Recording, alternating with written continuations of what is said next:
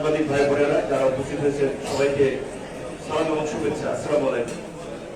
আমরা গত 3টা ইফতার প্রোগ্রাম এই হোটেলেই করেছিলাম।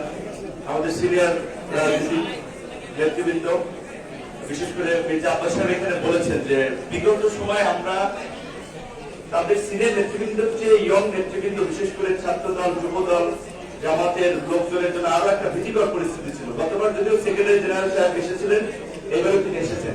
আমরা সবাই একটা আশঙ্কার মধ্যে, প্রথমত হল পাওয়া নিয়ে দেখা যাচ্ছে আগের দিন কনফার্ম করেছে যে আপনারা এখানে করতে পারবেন, তো এইবার ওই জটিলতায় পড়তে হয় নাই এবং নিচে টিভির কোন টিম সিভিলে রেডি নেই, কারো ওই আতঙ্ক নাই। আমরা এই ফাঁসিবাদ মুক্ত বাংলাদেশে প্রথমবারের মতো স্বস্তির একটা নিঃশ্বাস ফেলে আমরা একটা শান্তিপূর্ণ ইফতার আজকে সমবেত হয়েছি। সেজন্য আল্লাহর কাছে শুকরিয়া আদায় করি যে আল্লাহ আমাদেরকে এই মুক্তির ব্যবস্থা করে দিয়েছেন। আমরা আজকে শ্রদ্ধার সাথে স্মরণ করি এই গণ অভ্যুত্থানের নিহত সকল শহীদদের। আমরা সুস্থতা কামনা করছি আহত সকল আমাদের সহকর্মী এবং সহযোদ্ধা নেতৃবৃন্দ।